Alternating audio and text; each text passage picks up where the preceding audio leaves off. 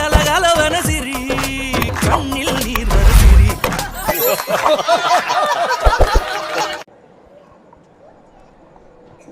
எனக்கு எப்போதுமே இந்த தலைப்புக்குள்ளே பேசுதுன்றது ஒரு சிரமம். ஏன்னா நகைச்சுவை பேச்சாளர் நிறைய பேர் நமக்கு தலைப்பே தரமாட்டாங்க, வந்து பேசு சார்னுவான். ஏன்னா அவங்களுக்கு தெரியும் என்ன தலைப்பு கொடுத்தாலும் இவன் பேசுறது தான் பேச போகிறான். ஆனால் இங்கே பப்பாசியில் அது முடியாது. ஏதாவது ஒரு தலைப்பு நிற்க அதற்கு தகன. ஏங்க திருவள்ளுவர் திருக்குறளே கொஞ்சம் 1.25 அடி, நீங்கள் அதுலேயே பாதி அப்படின்னா எனக்கு ஆஃப் போதுங்க அப்படின்னா அதையே ஒழுங்காக பண்ணால் போதும். நீங்கள் வருடாவரம் 41 வருஷமாக வரீங்க. எந்த ஒரு வருஷமாவது ஒரு புக்காவது வாங்கியிருப்பீங்க. ஏன்னா உள்ளே வரவங்க எல்லாரும் புக்கு வாங்க போகிறதில்ல. இப்போ இந்த கூட்டத்திலேயேங்க எத்தனை பேர் வந்து புக்கு வாங்கியிருப்பீங்க? இல்லை இந்த கூட்டத்திலேயே எத்தனை பேர் என் பேச்சை உத்து கவனிக்கிறீங்கன்னு கூட எனக்கு தெரியாது. நிறைய பேர் ஒய்ஃபுக்கிட்ட சண்டை போட்டு வந்து உட்காந்துருக்கலாம். போய் சமாதானம் ஆகலாமா இல்லை நாளைக்கு எக்ஸ்டெண்ட் பண்ணலாமான்னு. நிஜமாங்க, இந்த மங்கையர் மலர்னு ஒரு புத்தக வெள்ளி விழாவில் போய் பேசினேன். காமராஜரில் ஃபுல்லாக 1000 பேருக்கு மேலே 1 ஹவர் பேசினேன். பேசி முடித்த உடனே அந்த விழாக்குழுவில் பேமெண்ட்டும் ஒரு கிஃப்ட்டும் கொடுத்தாங்க. நான் 2 வீலர் வச்சுருக்கேன். கிஃப்ட் எடுத்து போய் 2 வீலரில் வச்சு கைநட்டி கொண்டா வச்சுன்னா ஒருத்தர் ஓடி வர்றார். சில பேர் நம்ம பேச்சு கேட்டு கொஞ்சம் நேரம் கழித்து வெளியில் பார்த்தாங்கன்னா நம்மளை கூப்பிட்டு பாராட்டுவாங்க. அதுக்காக வராதாக்கம் ஸ்டார்ட் பண்ணாமல் நின்னேன். கிட்ட வந்தவர் சொன்னார், ஏஜென்ட்டுக்கெல்லாம் கிஃப்ட் கொடுக்குறாங்களான்றார். அவர் என்னை மங்கையர் மலருக்கு மயிலாப்பூர் ஏஜென்ட்டுன்னு நினச்சினுக்கிறான். நான் இல்லைன்னு. அப்போ கிஃப்ட் ஏதுன்னா நான் சொன்னேன், பேசினேன் கொடுத்தாங்க. யார்கிட்ட பேசினேன்? அவன் வந்து நான் ஏஜென்ட்டு தான், உள்ளே யார்கிட்டயோ போய் சண்டை போட்டு நான் வாங்கிட்டு வந்துருக்கிறேன். அது யாருன்னு சொல்லிட்டா இவன் போய் சண்டை போட்டு வாங்கிட்டு வந்துடுவான். நான் சொன்னேன், சார் நீங்கள் உள்ளதான் இருந்தேன் அப்படின்னா. நான் பேசுனேன்னா அப்படின்னா, அதாவது உள்ளதான் இருந்திருக்காங்க சார். அதனால் எத்தனை பேர் கிஃப்ட் வாங்க வந்திருக்கான், எத்தனை பேர் இதில் ஏஜென்ட்டு, எத்தனை பேர் சண்டை போட்டு வந்திருக்கோம், எத்தனை பேர் போகிற வழியில் சும்மா உள்ள நுழைஞ்சு வரும் தெரியாது. எத்தனை பேர் படித்ததை சுவாமி விவேகானந்தர் சொல்கிறார், வாழ்க்கையில் எவ்வளோ படிக்கிறியோ படி, ஆனால் ஒன்று, ஏதாவது ஒன்று, ஒரு கருத்து, அந்த கருத்தில் நில்லு, அதான் உன் வாழ்க்கையாக வச்சுக்கோ. ஏதாவது ஒரு கருத்து. சார் எல்லாருமே போய் சொல்லக்கூடாது, முடியாதுங்க. இல்லை, முடியவே முடியாது. எல்லாம் முடியாததெல்லாம் நிறைய இருக்கு. ஆனால் நம்மளால் முடிகிற சிலது இருக்கு. சின்ன சின்ன விஷயம். பிறர் மனசு புண்படாமல் இனிமேல் பேசணும்னு முடிவு பண்ணுங்களேன், முடியும். அன்பாக இருக்கணும்னு நினைக்கிறேன், முடியும். ஏதாவது ஒன்று. சார் வள்ளுவர் ரொம்ப தெளிவான மனுஷங்க. ரொம்பலாம் சொல்லலை, கம்மி. 1333 1330 குறளோடு நிறுத்தினார். 1.25 அடி போதும். நீங்கள் எந்த கவிஞனாக இருந்தாலும் சரி, எந்த அறிஞனாக இருந்தாலும் சரி, நாட்டுக்கோ சமூகத்திற்கோ ஒரு கருத்தை சொல்ல வருகின்ற பொழுது அவன் அதை நேரில் பார்த்திருக்க வேண்டும். அப்படிதானே? இப்போ வள்ளுவர் வாழ்ந்த காலம் சரி. வள்ளுவர் பாருங்க, புலால் உண்ணாமைன்னு சொல்லியிருக்காரு. அப்படின்னா என்ன அர்த்தம்? வள்ளுவர் காலத்தில் சாப்பிட்ருக்கான். கல்லுண்ணாமைன்னு சொல்லியிருக்காரு. அப்படின்னா என்ன அர்த்தம்? டாஸ்மாக் இருந்திருக்கு. பிறன்மனை நோக்கா பேராண்மைன்னு சொல்லியிருக்கான். நம்ம ஆளுங்க அப்போ வந்திருக்கான். ஏன்னா பார்த்தது தான் சொல்ல முடியும். வள்ளுவர் மயிலாப்பூரில் வாழ்ந்தாருன்றதுக்கு ஒரே ஒரு சரித்திர உதாரணமாக சொல்கிறது எது தெரியுமா? அப்போ சென்னைன்றது என்ன தெரியுமா? இப்போ இருக்கிறதல்ல, திருவான்மியூர், திருஅல்லிக்கேணி, திருமயிலை, திருவொற்றியூர், இந்த 4 தான். அப்போ திருமயிலை என்பது கடல் பகுதி. அப்போ வாணிபம் கடல் வழியாக நடந்திருக்கிறது. இந்தியாவிலிருந்து பாரதத்திலிருந்து மிளகும் மயில் தோகைகளும் வெளிநாட்டுக்கு போயிருக்கிறது. அப்போ மயில் தோகை போகிற போது அந்த வண்டியை பார்த்து எழுதுனது தான் பீலிப்பை சாக்காடும் அச்சுறுத்தும் அப்பண்டம் பார்த்து எழுதியிருக்கார். அதனால் பார்த்ததை எழுதுகின்ற கவிஞர்கள் நடுவிலே அவர் பார்த்ததை எழுதியிருக்கிறார். அதில் ஒன்றும் இல்லை, ஏதாவது ஒரு கருத்தை நீங்கள் பண்பற்றின. சார் எந்த இலக்கியத்தை எடுங்க, நம்ம இலக்கியங்கள் எவ்வளோ சொல்லியிருக்கு. ஒட்டு மொத்தமாக அன்பா இருன்னு மனித குலத்துக்கு சொல்லியிருக்கோம். அதில் யார் சார் நின்னோம்? படிப்படியாக தேங்கினே வருது சார். சார் பக்கத்து வீட்டில் யார் இருக்கான்னு தெரியாமலேயே 10 வருஷம் இருக்கிறவனெல்லாம் எனக்கு தெரியும் சார். அவனே சொல்கிறான், ஃப்ளாட்லலாம் போய் பாருங்கள், நான் சார் யார்கிட்டையும் பேச மாட்டேங்க, பக்கத்து வீட்டில் ஒருத்தன் 10 வருஷம் இருக்கிறானா யாருன்னு எனக்கு தெரியாது, நான் ரொம்ப ரிசர்வ் டைப் சார். அதை குவாலிஃபிகேஷன் ஆக்குறாங்க, நான் ரொம்ப ரிசர்வ் டைப். நான் சிரித்து பார்த்துருக்கேன் சார், நான் அவனை வெட்டி போட. அதாவது பக்கத்தில் யார் இருக்கானுன்னு தெரியாது, இவன் சிரிக்கவும் மாட்டான். எதுக்குடா இருக்க? சில பேர் நீங்கள் நல்லா இருந்தாலும் ஒத்துக்க மாட்டான் சார். ஒருத்தர் என்னை பார்த்து எப்படி இருக்கேன், நான் நல்லா இருக்கேன்னு, அவன் மூஞ்சி சின்னதாயிடுச்சு. உடனே சொல்கிறான், இன்னைக்கு இருக்கிறவன் நாளைக்கு இல்லைன்றான். நான் சொன்னேன், ஏன்? ஆமாம், நேற்று நைட்டு என் பக்கத்து வீட்டுக்காரன் என்கிட்ட பேசிட்டு போய் படுத்தான், சைலண்ட் அட்டாக்காக போயிட்டான்னா. நான் சொன்னேன், எனக்கு அந்த மாதிரி கவலை இல்லை, ஏதாவது ஆச்சுன்னா கூட எனக்கு கவலை இல்லை. ஏன்? நான் வெல் செட்டில்டு, வீடு குடும்பம் எல்லாம் செட்டில் பண்ணிட்டேன், எல்ஐசிலலாம் பணம் போட்டிருக்கேன், எனக்கு ஒன்றும் கவலை இல்லை சார். மனசாட்சியுமே இல்லை சொல்கிறான் சார். எல்ஐசிலாம் முன்ன மாதிரி இல்லையா, பணம் வர்றதுக்குள்ளே நாமினி போய் சேர்ந்துடுறான். அவன் என்னங்க பண்ணுறது சார்? ஒரு மனிதன் நினைத்தால் உங்களை வாழ வைக்க முடியும், ஒரு மனிதன் அன்பால் நினைத்தால் உங்களை வாழ வைக்க முடியும், ஒரு மனிதன் நினைத்தால் நின்ன இடத்துல உங்களுக்கு ஜுரம் வைக்க முடியும். ஜுரம் வரும். எனக்கு தெரிஞ்ச ஒருத்தன் தெருவில் அன்றைக்கி பார்த்து ஆஃபீஸுக்கு போகிற நின்று எப்படா இருக்கேன், நான் நல்லா இருக்கேன். இல்லையே. அவன் வேண்டாண்ண இழைச்சிருக்கேன் இல்லையே. டேய் போன மாதத்தோடு இந்த மாதம் இழைச்சிருக்கேன். எனக்கு அப்போவே லைட்டாக ஜுரம் வர மாதிரி ஆயிடுச்சு. இல்லைங்க, எனக்கு தெரியாதா, கண்ணெல்லாம் ஒட்டி போயிருக்குது, கண்ணுக்கு கீழே கருவளையம் வருது, பயந்துட்டாங்க, என்னை அட்மிட் பண்ணாமல் போகிறதுலன்னு ஒரே முடிவோடு வரும். இல்லை நான் சொல்கிறேன்டா, இழைச்சிருக்கடா, பிபி இருக்கு அப்படின்னா இல்லை, சுகரு இல்லை, வயசு 51 வரும் ஏண்டாண்ணா எனக்கு வந்துருக்கு, நம்ம 2 பேருக்கும் ஒரே என்ன பண்ண சொல்கிறீங்க சார்? மகாகவி பாரதி சொன்ன பார்த்தீங்க, ஒன்றும் பண்ணவானடா, பக்கத்தில் இருப்பவன் துன்பம் பார்க்க போறாதவன் புண்ணியமூர்த்தி. நீ கோயில் கோலெல்லாம் ஒன்றும் கட்டவானா, ஐயோ பாவனை நினைக்கிறப்பார், அந்த அன்பு போதும். அன்பு இருக்கா? எல்லா உயிர்களிடம் அன்பு இருக்க வேண்டும் என்று சொன்னது தான் இலக்கியங்கள். நாம் எப்போவாது அதன்படி நடந்திருக்கிறோமா? இல்லை. நல்லவனுக்கு அர்த்தத்தை மாற்றணுன்னே நம்ம தானே சார். நல்லவன் இலக்கியம் சொன்ன அர்த்தத்தையும் நம்ம மாற்றிட்டோங்க. நம்மளே எத்தனை பேர் சொல்கிறோம், அதை பாரு ஏ செக்ஷனில் ஃபஸ்ட்டு சீட்டில் இருக்கிறான் பாரு, ரொம்ப நல்லவன்டா, காசு கூடு வாங்கிட்டான்னா வேலையை முடிச்சு கொடுத்துருவான். அது அர்த்தவன் சொல்கிறான், அவன் அடுத்த ரொம்ப அவன் இன்னும் நல்லவன், வேலை முடியலன்னா காசை திருப்பி கொடுத்துருவாங்க சார். ஒரு திருடாங்க மாட்டிக்கினா கோர்ட்டில் நீதிபதி திருஞானம், ஆமாம் சார், நான் 6 மாதம் திருடன் சொன்னான், உத்தமனுக்கெல்லாம் தண்டனை தெரியும்னா நீதிபதி பயந்துட்டார். இப்போல்லாம் நீதிபதிங்க பயப்படுறாங்க. ஏன்பா திருநன்னு நீயே ஒத்துக்கின, உத்தமன் வேற சொல்ற சார். என்ன ஒரு நிமிஷம், என் தொழில் கேவலமான தொழில் நினைக்கிறீங்களா? இல்லை, நோபல் ஒர்க்கு, மிக புனிதமான வேலை வச்சு சார் மருத்துவம்னு சொல்லுவீங்களா? ஆனால் ஒரு கண் டாக்டர்னா வேண்டிப்பான் கடவுள்கிட்ட, ஊரில் இருக்கிறவங்க என்னெல்லாம் குருடாகும்னு வேண்டிப்பான், அப்படி தானே? அப்போ தானே அவனுக்கு பேஷண்ட் வரும். பல் டாக்டர் அப்படி தான் வேண்டிப்பான். ஒரு வழக்கறிஞர் என்ன வேண்டிப்பான், எல்லாருமே தப்பு பண்ணணும், நம்ம காப்பாற்றணும், நமக்கு காசு வரணும். நான் அப்படி இல்லை, ஊரில் இருக்கிற ஜனங்கள்லாம் வசதியோடு இருக்கணும்னு வேண்டிப்பேன், ஊரில் இருக்கிற ஜனங்கள்லாம் நல்லா தூங்கணும்னு வேண்டுவேன். இவ்வளோ உத்தமமான என்ன ஜெயிலுக்கு போடலாமா? நான் என்ன ஏதாவது ஒன்றை நாம் நின்று இருக்கிறோமா? நிற்க அதற்கு தக ஒன்றும் கிடையாது சார். அடக்கம் யார் அமரருள் வைக்கும், அதில் ஒரு பங்கு இல்லை. ரொம்ப ஆணவத்தோட உச்சியில் இருக்கிற மனித சமுதாயம் நாம தான்.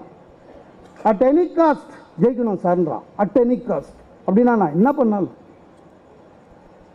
சில பேர் பேசும்போது பார்த்துருக்கீங்களா, அந்த ஆணவம் வரும், எங்கிட்டே சொல்கிறான் சார், எனக்கே சொல்கிறான் சார் அப்படின்னா இவருக்கு எல்லாம் தெரியுமா? எனக்கே சொல்கிறான். வள்ளுவன் சொன்னதில் ஒன்று தான் சரியாக செய்கிறோம். என்ன பொருள் சேருனா அது நல்லா சேர்க்குறோம் சார். இந்த பணம் பணம் மட்டும் வந்துச்சுனாங்க எதை வேணாலும் வாங்கலாங்க, அது உண்மைதான். ஒரு தொகுதியை வாங்கியிருக்கோம்.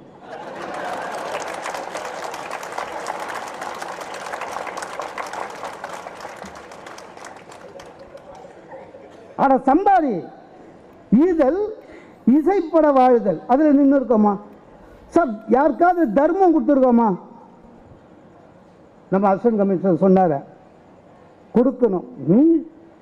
பிச்சைக்காரன் கூட பேச்சுவார்த்தை நடத்துகிறான் சார். டே அவன் தான் மாணவன் வெக்கம் எல்லாம் விட்டுட்டு வரானே, கேட்டான். இவன் அவங்ககிட்ட உடம்பு நல்லா தானே இருக்குது, எங்கேயாவது போய் வேலை செய்யக்கூடாது. டே அவன் தான் செய்ய மாட்டேன்னு வந்துட்டாங்க. இருந்தால் போடு, இல்லை விடு, உடம்பு நல்லா தானே இருக்குது, ஏதாவது வேலை செய்யக்கூடாது. அவன் தான் வாழான்ட்டு வரானே. சரி அன்னைக்குங்க ஒரு தொழுநோய்க்கு பிச்சை எடுக்கிறாரு. இவன் அவனுக்கு அட்வைஸ் பண்ணுறான், காசை போட்டு போகிறது இல்லாமல். என்ன தொழுநோயாக இருக்குது, கவர்மெண்ட் ஆஸ்பத்திரியில் போய் சேரக்கூடாது, ட்ரீட்மெண்ட் தருவாங்களேன்னு அவன் சொன்னான். அங்கே போய் தான் மோசமாக, நீ துட்டு இருந்தால் போடு, இல்லை விடு. சார் நம்ம எவ்வளோ கூனி குறுகிட்டோம்.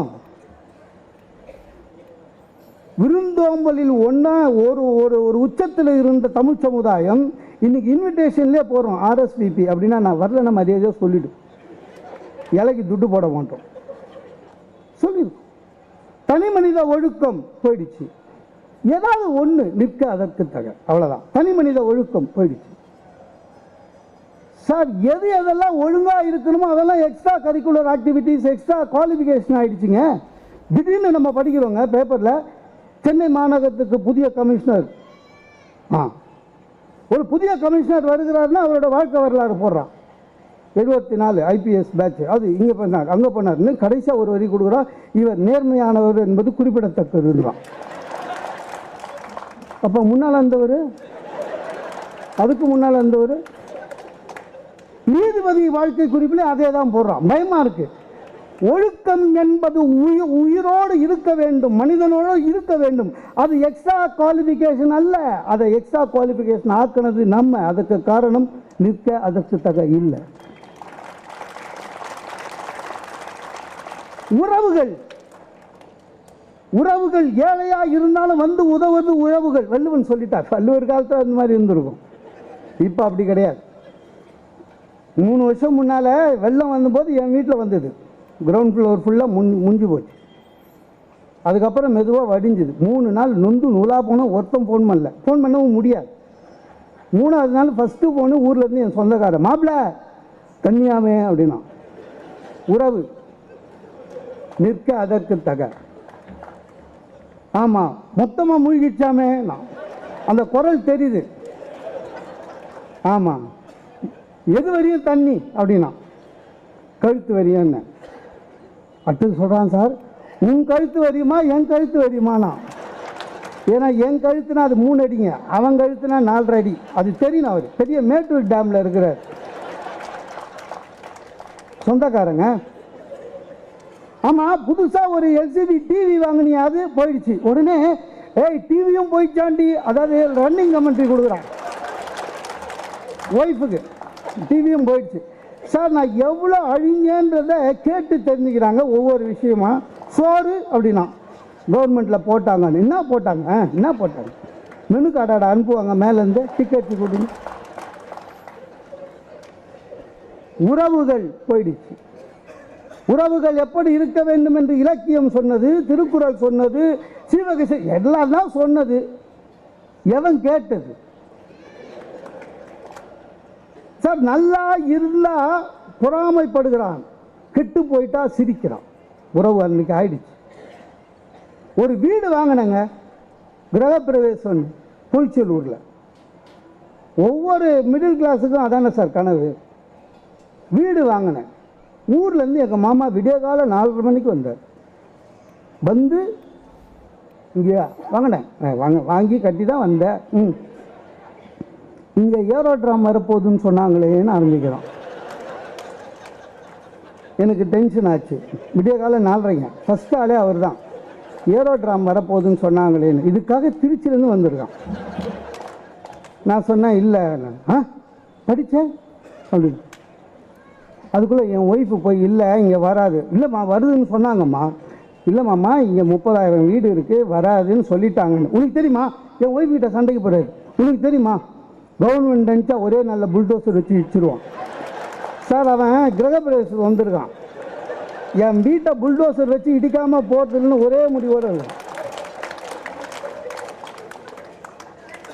இவனே பொதுநல வழக்கு போடுவான் போல இருக்குது, எனக்கு இங்கே தான் ஏரோட்ராம் வேணும்னு. இவங்க எல்லாம் ஒன்றா சேர்றது என்ன சார்? இந்த விழாலாம் நண்பர்களாக இருக்கிறதுனால இவ்வளோ நல்லா நடக்குது இல்லையா? உறவுக்காரங்களாம் இருந்தால் ஒன்றும் வேணும், ஒன்றும் பண்ண முடியாது. அவருக்கு மட்டும் 5 புக்கு, மோகன சுந்தரத்துக்கு 3 புக்கு ஆனுவான். அதான் கொடுத்தாங்க, அதுக்காக சொல்கிறேன்.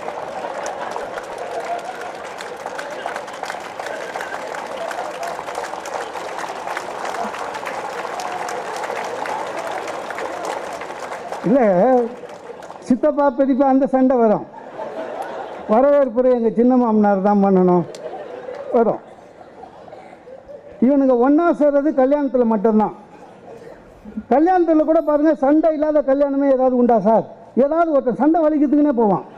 அதை சண்டை நடுவில் சொல்லுவான், என் பேரை ஏன் இன்விடேஷனில் போடல, அதை நேரில் கேட்கலாம் தான் வந்தேன். டை நீ வரக்கூடாதுன்னு அவன் போடல. அதை என்ன நேரில் கேட்குறது சார்? சிட்டியில் இருக்கிறவங்க நிறைய பேர் நாய் வளர்க்குறதேங்க சொந்தக்காரனை துரத்துறதுக்கு. ஆமாங்க, வீட்டுக்குள்ளே போனால் நாயை இன்ட்ரடியூஸ் பண்ணுறான். இது டாபர்மேன், பிடிச்சா கழுத்தை தான் பிடிக்கணும். 2 நாள் இருந்துட்டு போகலான்னு வந்தவன் 2 ஹவர்லேயே கிளம்பிடுவான். அப்படி தானே? என்ன உறவுகள் பாழா போச்சு. வள்ளுவர் காமிக்கிற குடும்ப நலம் இல்லை, எதையுமே நிற்காதற்கு. அதெல்லாம் ஒன்றும் இல்லை, படித்தமா சாய்ஸில் விடுறோம் நம்ம திருக்குறளையா. பிள்ளைகள் வளர்ப்பது இல்லை, குடும்பம் எப்படி இருக்க வேண்டும், ஒரு கணவன் எப்படி இருக்க வேண்டும்னு வள்ளுவர் சொல்றார். இருக்கவும் முடியல, அது வேற விஷயம். மனைவி, குழந்தை, பெற்றோர் 3 பேரையும் பார்த்துக்கணும். நாங்கள் ரெடி, நீங்கள் ரெடியா? ஒன்றும் பண்ண முடியாது. ஒவ்வொரு ஆம்பளையங்க சிலபஸில் ஸ்கூல் எக்ஸாம், கல்லூரி காலேஜ் எக்ஸாம் மாதிரி தான். காலேஜில் படிக்கிற பசங்களுக்காக இந்த எக்ஸாம் வருஷத்துக்கு ஒரு முறை, அதுலேயும் சிலபஸ் உண்டு. அந்த சிலபஸை விட்டு வெளியில் வந்ததுன்னா நீங்கள் கேள்வி எழுதினாலே உங்களுக்கு மார்க்கு. அப்படி தானே? ஆனால் குடும்பத்தில் அந்த மாதிரி இல்லைங்க. டெய்லி எக்ஸாம், சாய்ஸும் கிடையாது, சிலபஸும் கிடையாது.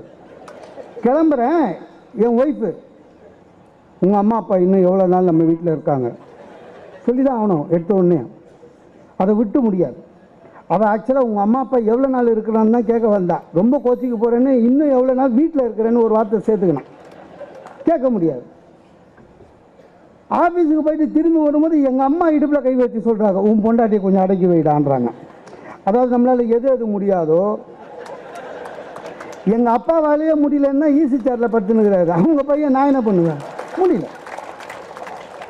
ஒய்ஃபு சொல்கிறாங்க நம்மக்கிட்டேயே, நான் சொல்கிறேங்க உங்கள் தங்கச்சி எனக்கு கொஞ்சம் கூட பிடிக்கல. ஒய்ஃபு நம்மக்கிட்டேயே சொல்கிறான்.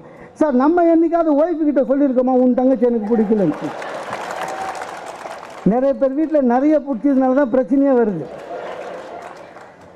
எதுவுமேங்க இப்போது எப்படியோ பிரச்சனைகளை சமாளிக்குது. இதில் என்ன வள்ளுவர் சொன்ன மாதிரி அதெல்லாம் ஒன்றும் முடியாது. காலகட்டம் அந்த மாதிரி ஆயிடுச்சு. ஆனால் அதிலும் வெற்றி காண வேண்டும் என்பது தான் நம்முடைய எதிர்பார்ப்பு. சார் ஒன்றும் இல்லை, என் ஒய்ஃபு வேலை செய்கிற இடத்துல போன மார்ச் 8ஆம் தேதி சும்மா இல்லாமல் அவனுங்க என் ஒய்ஃபுக்கு பெஸ்ட்டு விமன் ஆஃப் தி இயர்னு ஒரு அவார்டு கொடுத்துட்டாங்க ஆஃபீஸில். அது ஒன்றும் பெரிய விஷயம் இல்லை. அவன் பாருங்கள், பெஸ்ட்டு விமன்னு நம்ம ஒய்ஃபுக்கு அவார்டு கொடுக்குறான். நம்ம ஒரு வார்த்தை கேட்கல, அவன் கொடுத்துட்டான். அது என்னென்னா, அவங்க ஆஃபீஸில் மொத்தம் 40 லேடிஸ் சார். ரொட்டேஷனில் ஒவ்வொரு வருஷம் ஒவ்வொருத்தருக்கு கொடுக்குறான். வேறு ஒன்றும் இல்லை, பெஸ்ட்டெல்லாம் இல்லை, ஒவ்வொருத்தருக்கு ஒன்று. அது ஒரு முறை வாங்கினதுங்க 2வது வாட்டி வாங்கிறதுக்குள்ள ரிட்டையர் ஆகிடும். ஏன்னா 40 வருஷம் ஆகுது. அது இந்த வருஷம் இவளுக்கு கொடுத்துட்டாங்க. கொடுத்தவன் சும்மா இல்லாமல் ஒரு சர்டிஃபிகேட் மட்டும் கொடுத்துருக்கலாம். அவன் சும்மா இல்லாமல் ஒரு புத்தர் சிலையை கொடுத்துட்டான். அவள் அதை பெருமையாக எடுத்துன்னு வந்துட்டான், பெஸ்ட்டு விமன் நினச்சிக்கின்னு. எடுத்துன்னு வந்து எங்கள் வீட்டில் வச்சுட்டு எங்கள் அம்மா கிட்ட சொல்லியிருக்கா, எங்கள் ஆஃபீஸில் பெஸ்ட்டு விமன்னு எனக்கு அவார்டு கொடுத்தாங்கன்னு. எந்த மாமியாராவது ஒத்துப்பாளா சார்? எங்கள் அம்மா உடனே இந்த சிலையை வீட்டில் வைக்கக்கூடாது, எது புத்தர் குடும்பத்துக்கு ஆகாதுன்ட்டாங்க. அவங்க ரொம்ப நாளாக என் ஒய்ஃபி அதை தான் சொல்லினுக்கிறாங்க, இவளை வீட்டில் வைக்காத குடும்பத்துக்காகாதுன்னு. ரெண்டும் சண்டை போட்டுனுக்குது. நான் ஆஃபீஸை விட்டு போகிறேன் உள்ள, என்ன இந்த வீட்டில் எனக்குன்னு சுதந்திரம் இல்லை. யார்? என் ஒய்ஃபு. எனக்குன்னு அவார்டு கொடுத்தாங்க, அதை வீட்டில் வைக்க வேணான்னு உங்கள் அம்மா சொல்கிறாங்க. எங்கள் அம்மா, புத்தர் இங்கே இருக்கக்கூடாது, சிம்பிள், வீட்டுக்கு ஆகாது சார். அவங்களுக்கு தெரியாது சார், எங்கள் அம்மா படிக்காதவங்க.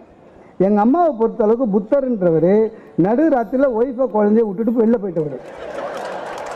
அவ்வளோதான், அவங்களுக்கு அவ்வளோதான் தெரியுங்க. நான் அதுக்காக எங்கள் அம்மா கிட்ட உட்காந்து புத்தர் சொன்ன 8 பேருண்மைகள், ஆசையை துன்பத்துக்கு, அதெல்லாம் சொல்ல முடியாதா? முடியாது. அப்படி நான் அட்ஜஸ்ட் பண்ணேன் என் ஒய்ஃபுக்கிட்ட, இந்தா இது அம்மாவுக்கு புரியல, நீ இது ஆஃபீஸுக்கே எடுத்தும்போ, உன் டேபிளில் வை, போகிற வரவெல்லாம் பெஸ்ட்டு பார்க்கட்டும் போ. அது நல்ல குடும்பத்தை சார். என்ன ஒரு ஒற்றுமை அன்பு இல்லாத என்ன இதுக்கு போய் படிக்கணும்னு ஒன்றும் இல்லைங்க. இதுக்கு போய் நம்ம திருவிழாவையோ இல்லை வந்து இங்கே புக்ஸ் எக்ஸிபிஷனில் வந்து புக்கு வாங்கி அன்பாக இருக்கிறதுக்கு ஒரு படிப்பு தேவையாங்க, ஒத்துமையாக இருக்கிறதுக்கு ஒரு படிப்பு தேவையா?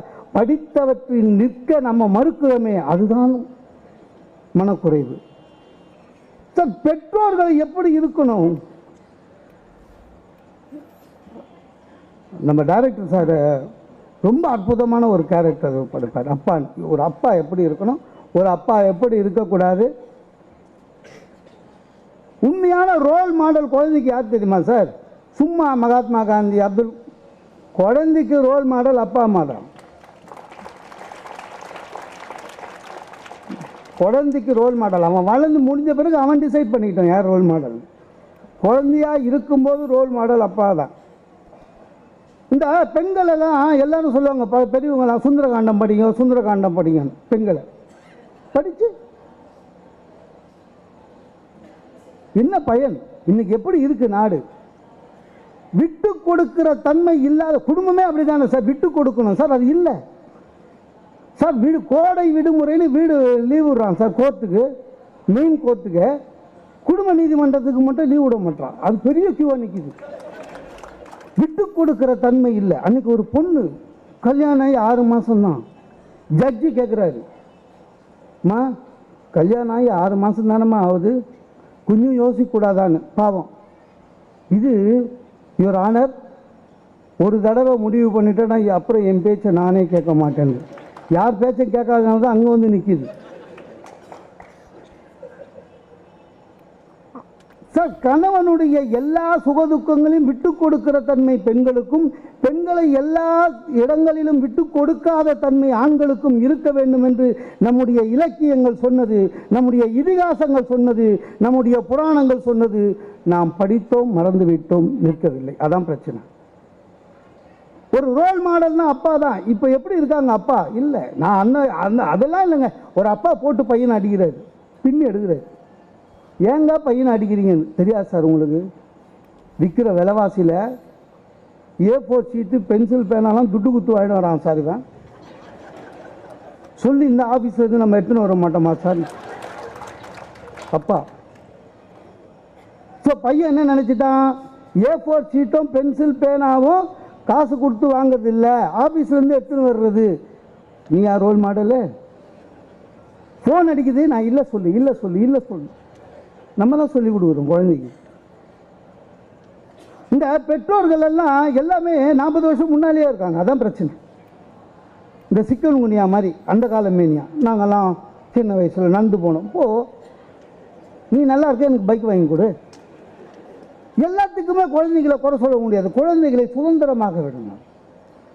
முடி வெட்டிட்டு வரான் சார் ஒரு பையன், டாய் நில்லு அப்படின்னு. இவர் பெரிய ஹேர் ட்ரெஸ்ஸர் மாதிரி, யார் அப்பா.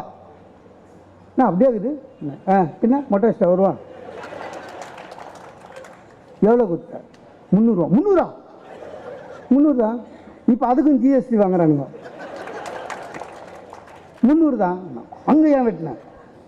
நான் வெட்டுற இடத்துல வெட்டுறது தானே. எது? சந்து முனையில் சுதந்திரத்துக்கு முன்னால் ஆரம்பித்த சலூனுங்க. சலூனே பேரே நேஷ்னல் சலூனு. அந்த போர்ட்லேயே காந்தி தாத்தா, வல்லபாய் பட்டேல், நேரு போட்டோலாம் இருக்கும். ஏதோ அவங்களாம் இவர்கிட்ட தான் முடி வெட்டின்னு நம்மளுக்கு சுதந்திரம் வாங்கி கொடுத்தா மாதிரி அங்கே போய் வெட்டினார். அவன் இந்த காலத்து பையன். நான் இன்னும் சொல்கிறேன், வரதட்சணை என்பது இளைஞர்களுடைய பிரச்சனை அல்ல. இளைஞர்கள் யாருமே வரதட்சணை கேட்கறதே இல்லைங்க. ரோல் மாடலாக இருக்க வேண்டிய பெற்றோர்கள் செய்கிற நாசம். அதான உண்மை சார். பையன் டேய் உனக்கு கல்யாணம் பொண்ணு பார்க்க போனோம் அவ்வளோ மகிழ்ச்சி சார். ஏன் சார் வரதட்சணை என்னைக்கு போகிறான் பாவம், நம்மளுக்கும் பொண்ணு கொடுக்குறாங்களேன்னு ஓடுறான். பசங்க பார்த்தீங்கன்னா எந்த பொண்ணை பார்த்தாலும் ஃபஸ்ட்டு பார்த்தாலே பிடிச்சிருவோன்னு வானுங்க. ஏன்னா ஏதோ ஒன்று நல்லது வாழ்க்கையில் நடந்தால் சீக்கிரம் நடந்தால் சரின்னு. சைக்காலஜி அதாங்க. போய் பார்த்து பொண்ணை பார்த்தோன்னு பிடிக்குதுன்றான். வீட்டுக்கு வந்து அம்மா சொல்கிறாங்க இந்த இடம் சரி வராது நம்மளுக்குன்றான். ஏன் துட்டு கொடுக்கல. வரதட்சணை என்பது பிள்ளைகள் பிரச்சனை இல்லை, பெற்றோர்கள் பிரச்சனை. அது தப்புன்றது உங்களுக்கு இன்னும் எவ்வளோ நாளைக்கு அப்புறம் தெரியும். சரியா? அசிங்கமாக இருக்குங்க. மாமனார்கிட்ட பைக்கு வாங்கின்னு ஓட்டுறது ரொம்ப அசிங்கம். நான் அனுபவிச்சேன்.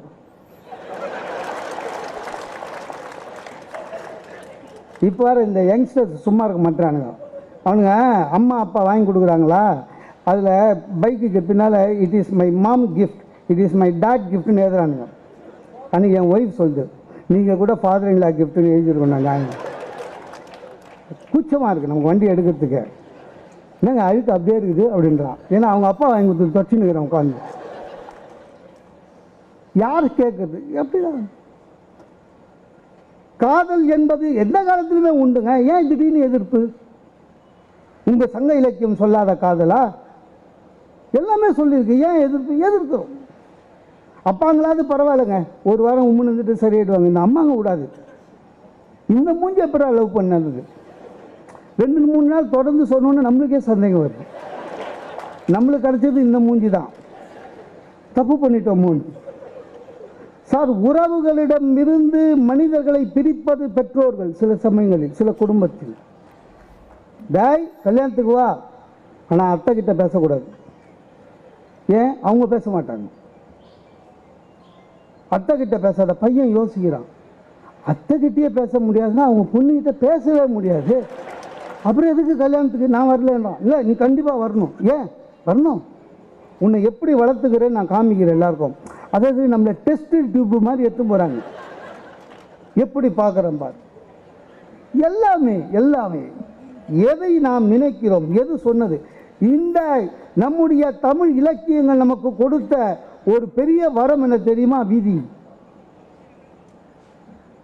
எந்த பிரச்சனையாக இருந்தாலும் சரி சார், ரொம்ப பிரச்சனையில் ஸ்ட்ரெஸ் இருக்கா, வெளியில் வர்றதுக்கு ஒரு வழி விதி. அதை நாம் தப்பாக எடுத்துக்கிறோம். சில பேர் எல்லாத்துக்குமே விதி மேலே பழி போடுவான். பார்த்துருக்கீங்களா? விதி என்பது என்ன தெரியுமா? ரொம்ப பிரச்சனை சார். ராமர் சொல்லியிருக்கார், ஏய் நதியின் பிழை என்று, விதியின் பிழை விடு.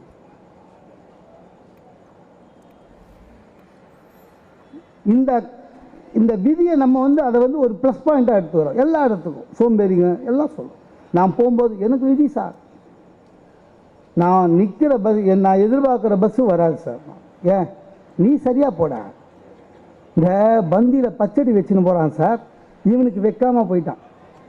அதில் என்ன கூப்பிட்டு வெயிடானா வச்சிட போகிறான், கேட்கவும் மாட்டான். அந்த பச்சடி போதோடையே பார்ப்பான். இந்த பக்கத்தில் இருக்கிறவன் அவனை கூப்பிட்டு உங்களுக்கு பச்சடி போடல போல இருக்குன்னு அவன் வேலை முடிஞ்சது. என் விதியே அதான் சார். எது? நான் எங்கள் அம்மாவுக்கு 5வது புள்ள, எப்பவுமே இப்படி தான். முதல் பிள்ளையாக இருந்தால் பிரதமர் ஆகிடுவியா? டேய், முதல் பிள்ளையாக இருந்தாலும் பச்சடிக்கு எங்கேயோ கோயின் இருக்க போகிறேன். எதுக்கு எதை யூஸ் பண்ணுறதுன்னு இல்லையா? நம்பிக்கை. அதை நம்ம இவர் நல்லா பேசிட்டு போனார்.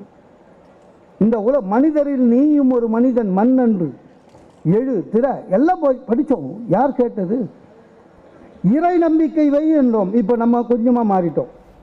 இறை நம்பிக்கை மூட நம்பிக்கையாக மாறிக்கொண்டிருக்கிறது. இப்போ எல்லாம் கிரகங்கள் பின்னால் போக ஆரம்பிச்சிட்டோம். சனி பயிற்சி, குரு பயிற்சி. Sir, radiology, cardiology, neurology, nephrology எல்லா அலஜியும் வந்துடுச்சு விஞ்ஞானத்தில். நம்மால் இன்னும் நேமியாலஜியில் பிடிச்சின்னுக்கிறான். அவர்கிட்ட போ சார், பேர் மட்டும் மற்றவர் எங்கேயோ போயிடுவேன். எங்கே போயிடுவேன்? எங்கேயோ போயிடுவேன். போனேன், பேர் மோகன சுந்தரம், மாற்றவேணா செஞ்சுட்டேன். இவர் யாரோ யார் போனாலும் பேர் மாற்றுவார், நம்மளுக்கு மாற்றலையேன்னு. நல்லா இருக்கு சார், தேங்க்ஸ் சார்ண்ணே. இனிஷியல் நானா எஸ்ன்னு அதை மாற்றினேன். அதுதான் பிரச்சனை. எங்கள் அப்பா எனக்குன்னு விட்டு போனது 2 லட்ச ரூபா கடனும் அந்த இனிஷியலை மட்டும்தான். அதை விட்டுட்டு நான் என்ன பண்ணுறது? எதுவாது எதுக்காக என்னத்துக்கு பண்ணுறோம் புரியாது சார். லாஃபிங் புத்தான்றது சீனாவுடைய இது சார். என் ஒய்ஃப் அதை சாமி நினச்சின்னு உள்ளே வச்சுக்கிறான். அன்றைக்கி பார்க்குற பெரிய மூட்டை வச்சுன்னு ஒரு இவ்வளோ பெரிய பொம்மை. என்ன இது குபேரங்கண்ணா. நான் சொன்னேன், ஐயோ துணி துவைக்கிறோன்னு நினச்சேன் நான். என்ன மூட நம்பிக்கை தெரியல. இந்த பொங்கல் போச்சு இல்லையா, என் தங்கச்சி எங்கள் வீட்டுக்கு ஃபோன் பண்ணி எல்லாம் கிளப்பி விட்றது தான். இந்த வருஷம் ஆம்பளைங்களுக்கெல்லாம் டைம் சரியில்லையா? எந்த வருஷம் தான் ஆம்பளைங்களுக்கு டைம் சரியாக இருந்தது? இந்த வருஷம் ஆம்பளைங்களுக்கெல்லாம் டைம் சரியில்லையா, உயிருக்கு ஆபத்து வருமா, அதனால் வாசப்படியில் 2 அகல் விளக்கு ஏற்றி வைங்கன்னு என் தங்கச்சி என் ஒய்ஃபுக்கு கிட்ட சொல்லிவிட்டு வச்சிருச்சு பொழுது. நான் என் ஒய்ஃபுக்கிட்ட கேட்டேன், என்ன எனக்கு இதிலெல்லாம் நம்பிக்கை இல்லை. கேட்டேன் என்னன்னு. உங்கள் தங்கச்சி வேறு வேலை இல்லை அப்படின்னா. என்ன வான்னு? ஆம்பளைங்களுக்கெல்லாம் டைம் சரியில்லை, உயிருக்கு ஆபத்தான், அதனால் விளக்கு வைக்கணுமான்னு. நான் ஏன் வைக்கிறியானே? இப்போ நீங்கள் வேறு உங்கள் தங்கச்சி உளருங்கண்ணே. நான் லைட்டாக பயந்துட்டேன். உண்மையிலே ஏதாவது ஆகிடுச்சுன்னா நான் இல்லை ஏன் வெய்யானே. ஆனால் உங்கள் தங்கச்சி நடந்து சொல்லி என்றைக்குங்க நடந்துக்கிட்டு விடுங்கன்றான். அப்புறம் செல்ஃபோன் எடுத்து மொட்டை மாடிக்கு போய் என் தங்கச்சிக்கு ஃபோன் பண்ணி ஒய்ஃபு தான் வைக்கணுமா இல்லை அவங்கவுங்களே வச்சுக்கலாமான்னு கேட்டேன்.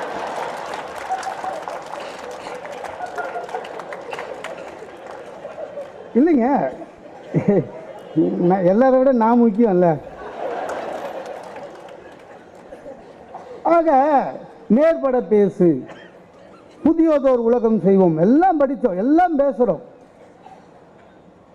நிற்க அதற்கு தக. நீங்கள் படிப்பது ஏதாவது ஒன்றை உங்கள் மனதில் நிறுத்திக் கொள்ளுங்கள், அதற்கு நில்லுங்கள். அதனாலேயே நீங்கள் வாழ்வில் உயர்வடைவீர்கள். இதுதான் இன்றைக்கு நம்ம சொல்லுகின்ற தத்துவம் என்று சொன்னால், நீங்கள் கற்பது கையளவு இருக்கட்டும், ஆனால் நிற்பது ஒரு அணுவிலாவது நீங்கள் கற்பதிலிருந்து நில்லுங்கள், வாழ்க்கையில் வெற்றி பெறுவீர்கள் என்று கூறி வாய்ப்புக்கு நன்றி பாராட்டி விடைபெறுகிறேன். நன்றி.